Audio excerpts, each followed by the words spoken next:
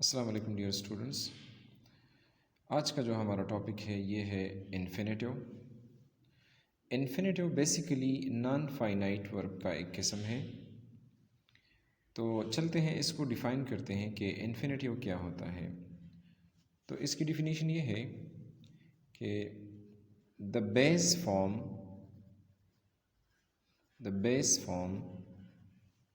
Base form से हमारा मुराद V1 है, यानी जो वर्ब की फर्स्ट फॉर्म है। The base form of a verb is called infinitive.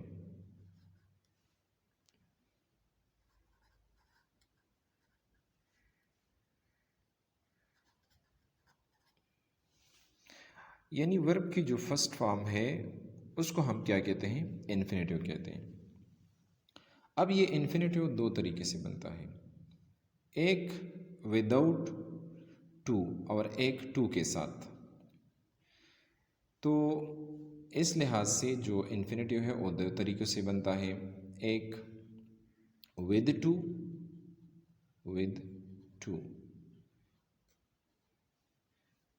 यानी जिस वर्ब के साथ टू लगा हो, ऐसा इन्फिनेटिव जिसके साथ टू लगा हो, तो उसको टू इन्फिनेटिव भी बोलते हैं और फुल इन्फिनेटिव भी बोलते हैं। जैसे इसकी मिसाल मैं आप लोगों को देता हूँ, जैसे टू रीड, ये वर्ब की फर्स्ट फॉर्म है और इसके साथ टू लगा हुआ है, ठीक है। तो ये है फुल इन्फिनेटिव या टू इन्फिनेटिव। एक और इन्फिनेटिव भी होता है जिसको हम कहते हैं बेयर इन्फिनेटिव या ज़ीरो इन्फिनेटिव भी इसे कहते हैं, बेयर इन्फिनेटिव या ज़ीरो इन्फिनेटिव। एक ऐसा इन्फिनेटिव जिसके साथ टू नहीं लगाया जाता, सिर्फ first form of the verb होता है, उसको हम कहते हैं बेयर इन्फिनेटिव या ज़ीरो इन्फिनेटिव भी इसको बोलते हैं। फॉर एग्ज़ाम्पल अगर हम बोलें कि जस्ट मतलब वर्ब की फ़र्स्ट फॉर्म आप बोल दें, जैसे आप बोलें गो, ठीक है, आप इसके साथ टू ना लगाएं, तो इसको हम फिर बोलेंगे कि ये क्या है? ये बेयर इन्फिनेटिव है। मतलब टू गो ना बोले, सिर्फ first form of the verb बोलें, तो उसको हम बोलेंगे बेयर इन्फिनेटिव। तो ये थी इसकी डिफिनीशन। याद रखिए जितनी भी इन्फिनेटिव्स हैं उसमें वर्ब की फ़र्स्ट फॉर्म लगेगी और उसके साथ एस या ईस या ईडी इस तरह के वर्ब की फॉर्म चेंज नहीं होगी, ठीक है। मतलब ये है कि ये गो है तो ये गोज़, गोइंग, इस तरह वेंट, गॉन, ये फॉर्म इसकी नहीं आएंगी, ठीक है। तो ये इसके लिए शर्त है, क्योंकि हमने जो नॉन फाइनाइट वर्ब की डिफिनीशन की थी तो उसमें ये बात और ये शर्त रखी थी कि ये ऐसा वर्ब होता है नॉन फाइनाइट वर्ब जो टेंस या सब्जेक्ट के चेंज होने से अपने फॉर्म को तब्दील ना करे। तो चूँकि इन्फिनेटिव भी एक नॉन फाइनाइट वर्ब है, इस वजह से इस वर्ब की भी फॉर्म चेंज नहीं होगी, ठीक है। अब आते हैं कुछ सेंटेंसेस, एग्जाम्पल सेंटेंसेस लिखते हैं इस पर कि इन्फिनेटिव कहाँ कहाँ हम इस्तेमाल करते हैं। फॉर एग्ज़ाम्पल फर्स्ट सेंटेंस में लिखता हूँ I hope to see you again.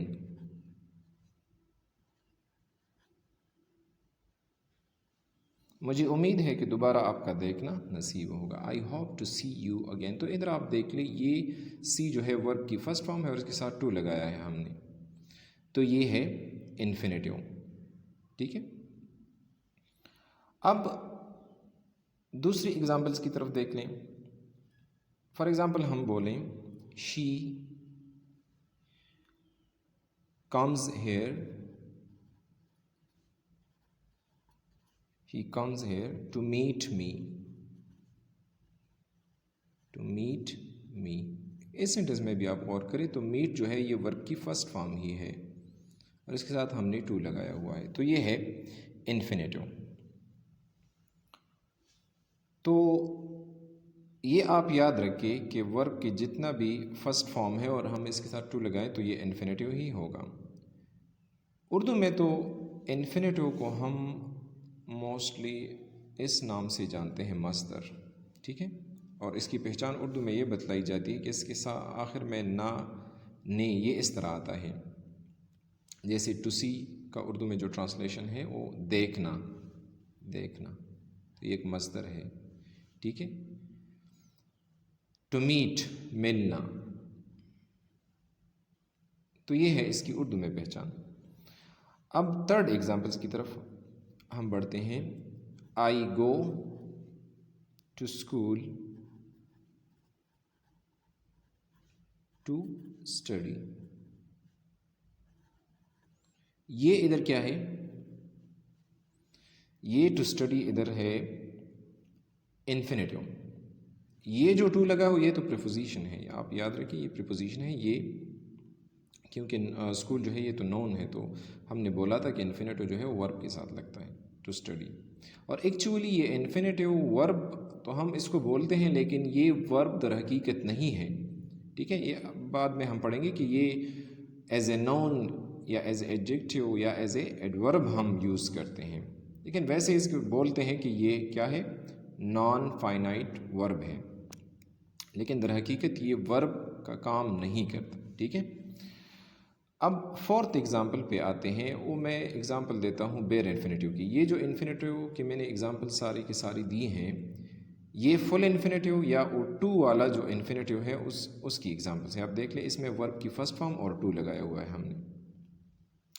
एक एग्जाम्पल मैं देता हूँ, जैसे I bade, bade mean order, किसी को ऑर्डर देना। I bade him do, I bade him do the work, यानी मैंने उसको हुक्म दिया, ऑर्डर दिया कि वो वर्क करें, ठीक है। तो इसमें आप देख ले, ये जो बेड है ये एक ऐसा वर्ब है जो अपने साथ टू नहीं लेता, ठीक है। तो इस वजह से यहाँ पे अगर किसी ने टू डू लगाया, डू जो है ये वर्ब की फर्स्ट फॉर्म है, तो इसके साथ टू नहीं लगाएंगे, तो ये है बेयर इन्फिनेटिव। इधर डू के साथ हम टू नहीं लगाएंगे। तो अब आप कंफ्यूज होंगे कि किन वर्ब्स के साथ हम, तो ये स्टडी पे मुनहसर करता है कि जितनी आपकी स्टडी ज़्यादा होगी। कुछ बुक्स में ये बतलाया गया है कि जो बेयर इन्फिनेटिव है ये कहाँ कहाँ पे लगता है, तो ये कुछ वर्ब्स उन्होंने बुक्स में दी हुई हैं।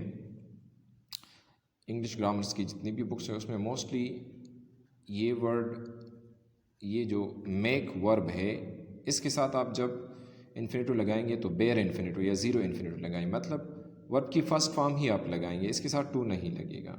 इसके अलावा हेयर, सी, या जो अभी मैंने यूज़ किया बेड वर्ब, जो मैंने यूज़ किया BAD, बेड, ठीक है, ये एक वर्ब है। तो इस तरह के जो वर्ब्स हैं, इस तरह एक और है लेट, ठीक है, और भी बहुत से होंगे, अभी मेरे जहन में ये है। तो इन वर्ब्स के साथ जो है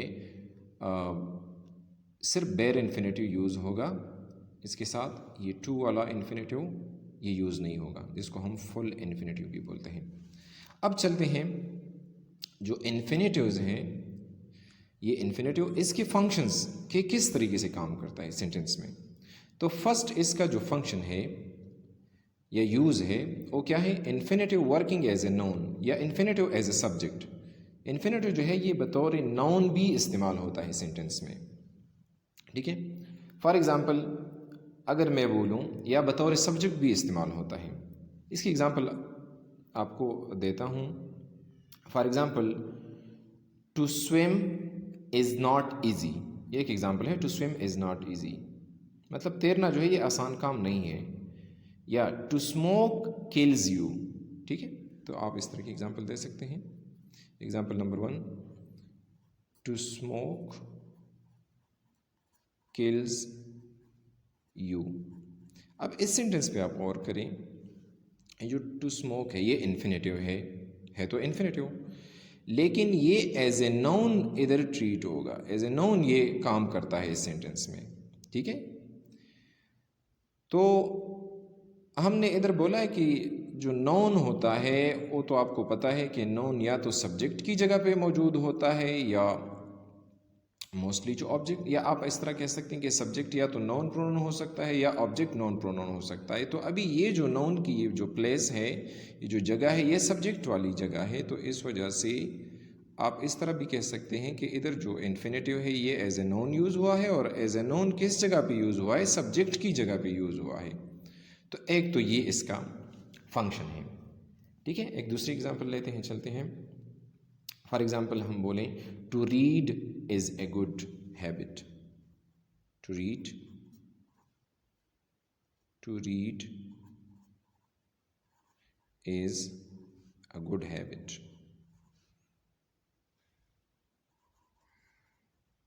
मतलब जो पढ़ना है ये क्या है, एक अच्छी आदत और खसलत है, ठीक है। इधर जो टू रीड है ये भी इन्फिनेटिव है, ठीक है, लेकिन ये वर्क कैसे करता है, ये एज ए वर्क काम नहीं करता, ये एज ए नॉन इधर काम करता है, और नॉन भी सब्जेक्ट की जगह पे आया हुआ है। इस वजह से हम कहेंगे कि ये जो इन्फिनेटिव है ये एज ए सब्जेक्ट आया हुआ है या एज ए नॉन जो है आया हुआ है और सब्जेक्ट की जगह पर मौजूद है इधर। अब आते हैं दूसरा फंक्शन इसका, देखते हैं infinitive working as an object of verb. तो इसकी एग्जांपल कौन सी होंगी? फॉर एग्जांपल अगर हम बोले I want to swim, for example मैं बोलूँ आई वॉन्ट टू स्विम। अब इसमें ये जो टू स्विम है, यानी स्विम जो है ये वर्ब की फर्स्ट फॉर्म, इसके साथ टू लगाया है हमने, तो ये इन्फिनेटिव है। चलिए ये तो इन्फिनेटिव है, ये तो क्लियर है, लेकिन इधर आप देख लीजिए ये है वर्ब, वांट ये वर्ब है, तो ये इस वर्ब का ऑब्जेक्ट जो है वो क्या है, टू स्विम है, जो एक्चुअली एक इन्फिनेटिव है। तो हम इधर ही हमने बोला कि infinitive working as an object of the verb. ये इन्फिनेटिव जो है जो एक्चुअली ऑब्जेक्ट है इधर आया हुआ है, और वो किसका ऑब्जेक्ट है, इस वर्ब जो वांट है इसका ऑब्जेक्ट है, ठीक है। आपको ये याद होगा कि जो मोस्टली जो सेंटेंसेस का स्ट्रक्चर होता है वो इस तरह होता है, इस वी ओ, यानी पहले सब्जेक्ट आता है, बाद में वर्ब और उसके बाद ऑब्जेक्ट, ठीक है।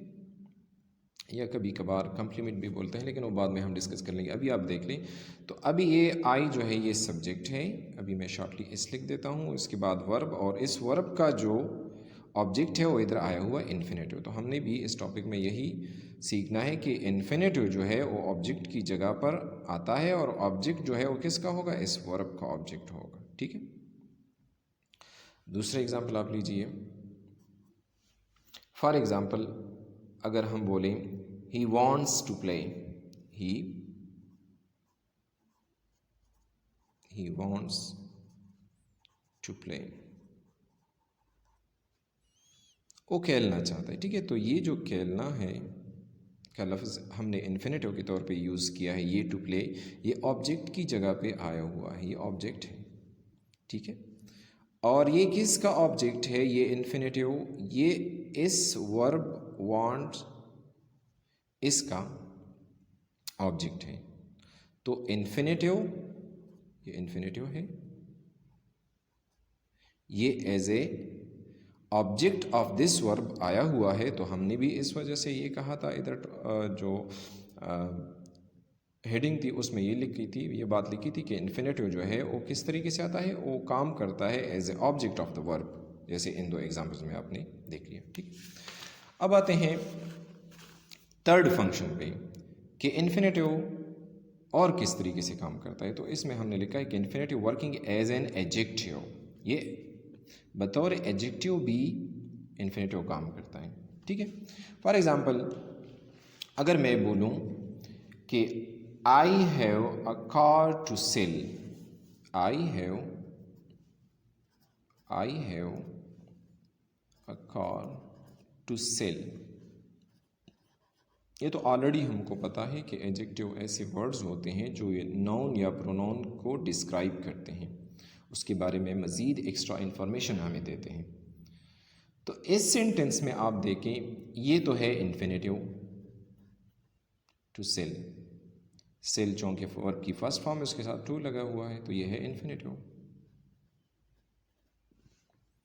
लेकिन ये जो इन्फिनेटिव है इस वक्त इस नाउन, ये नाउन है, इसके बारे में हमें मज़ीद एक्स्ट्रा इन्फॉर्मेशन दे रहा है।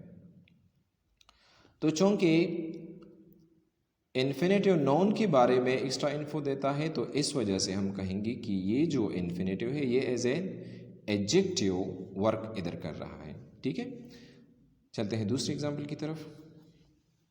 फॉर एग्जांपल अगर हम लिख दें I need a place to live, I need a place to live, इस सेंटेंस में भी आप देख ली ये है इन्फिनेटिव और ये इन्फिनेटिव किस चीज़ को मॉडिफाई कर रहा है, इस नाउन को। तो जब एक वर्ड किसी नाउन को या प्रोनाउन को मॉडिफाई करे या उसको डिस्क्राइब करे उसको हम एडजेक्टिव कहते हैं। तो इस सेंटेंस में और इस सेंटेंस में ये infinitive as a adjective work करता है। ठीक है, इस वजह से मैंने इसको एडजेक्टिव लिखा हुआ है। ये है इसका इन्फिनेटिव का तीसरा फंक्शन। ठीक है, पहला हमने पढ़ा कि एडजेक्टिव एज ए सब्जेक्ट या बतौर नाउन यूज़ होता है। दूसरा हमने पढ़ा कि ये as an object of the verb use होता है। और तीसरा अभी हमने पढ़ा कि ये बतौर एडजेक्टिव यूज़ होता है। चलते हैं, जो नेक्स्ट फंक्शन है इन्फिनेटिव का वो है infinitive working as an adverbs, यानी जो इन्फिनेटिव है वो एडवर्ब की तरह भी काम करता है। अब एडवर्ब का तो आपको इल्म होगा कि एडवर्ब जो है वो एडवर्ब्स ऐसे वर्ड्स होते हैं जो किसी वर्ब को या किसी एडजेक्टिव को या किसी और एडवर्ब को मॉडिफाई करते हैं। ठीक है, ऐसे वर्ड्स को हम बोलते हैं एडवर्ब्स। तो चलते हैं इसकी एग्जांपल्स लिखते हैं तो ये आपको भी क्लियर हो जाएगा। फॉर एग्जांपल मैं अपना नाम लिख देता हूँ शफीक came to teach, ये टीच जो है ये वर्ब की first form. Shafiq came to teach us English. ठीक है, एक सेंटेंस में लिखा। तो अब इसमें आप देख ले ये है वर्ब, ये came जो है ये क्या है, ये है वर्ब। तो इस वर्ब को मॉडिफाई कौन करता है, ये इन्फिनेटिव।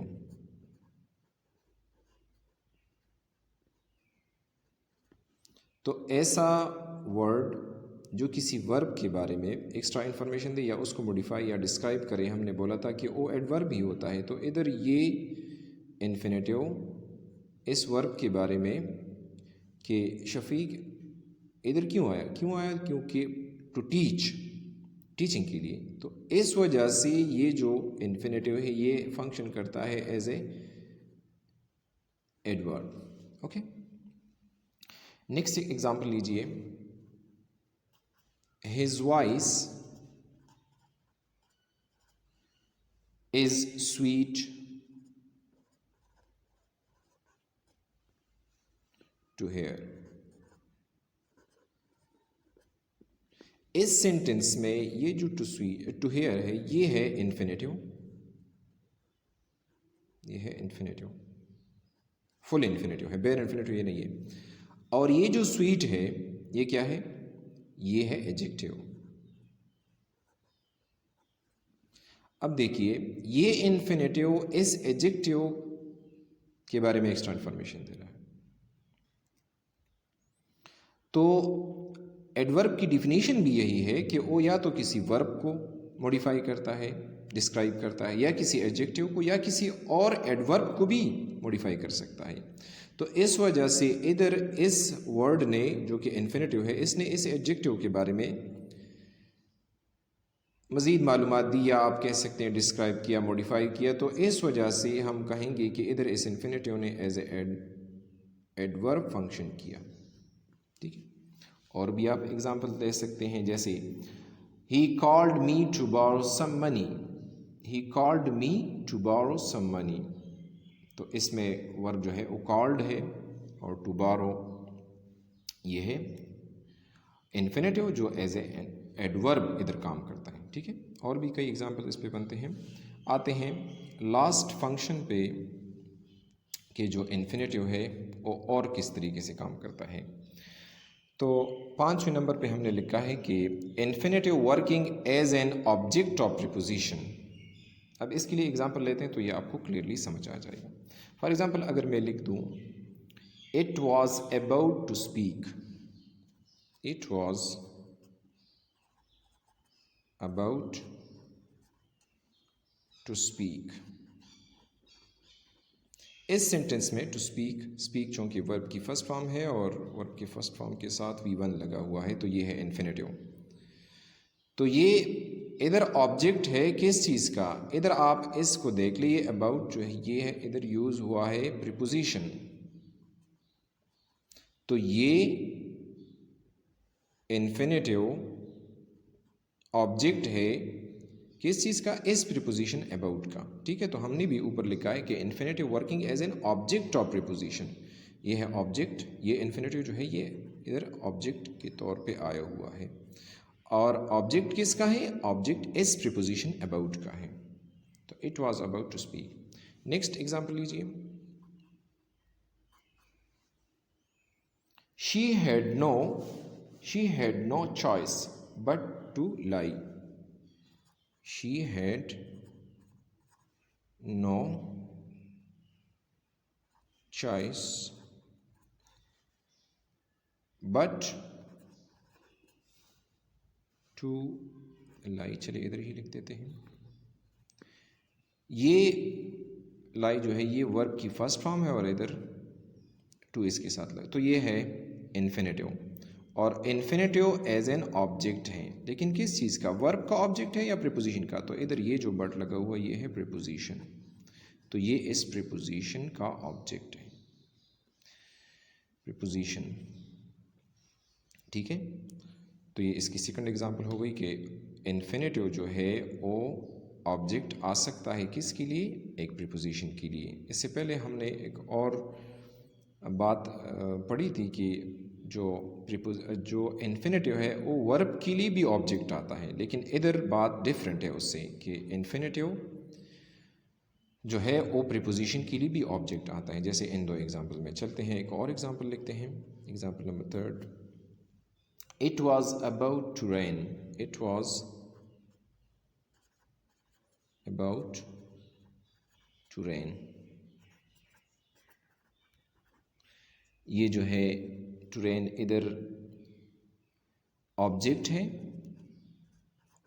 और ऑब्जेक्ट कौन सी चीज़ आया हुआ है इधर, ऑब्जेक्ट ये इन्फिनेटिव इधर ऑब्जेक्ट आया हुआ है। और ये इन्फिनेटिव जो इधर ऑब्जेक्ट की जगह में आया हुआ है ये किसका ऑब्जेक्ट है, ये इस प्रीपोजिशन का जो अबाउट है इसका ऑब्जेक्ट है। तो आई थिंक आपको इन्फिनेटिव के बारे में पता लग चुका होगा कि इन्फिनेटिव नॉन फाइनाइट वर्ब का एक किस्म है, एक टाइप है जो फंक्शन करता है as a noun, as an adverb, as an adjective and so on. और ये वर्ब की फर्स्ट फॉर्म ही होती है और इसके साथ इस, ईएस, ईडी वगैरह यानी second form, third form of the verb इस तरह का इसका फॉर्म नहीं आता। ठीक है, तो आई थिंक ये आपको बिल्कुल क्लियर हो चुका होगा। अगर आपको ये वीडियो पसंद आई है तो आपसे रिक्वेस्ट है कि आप इस वीडियो को लाइक कीजिए और कमेंट सेक्शन में हमें अपनी राय दीजिए और इस चैनल को सब्सक्राइब कीजिए और अपने दोस्तों के साथ इसको शेयर कीजिए। Thank you very much.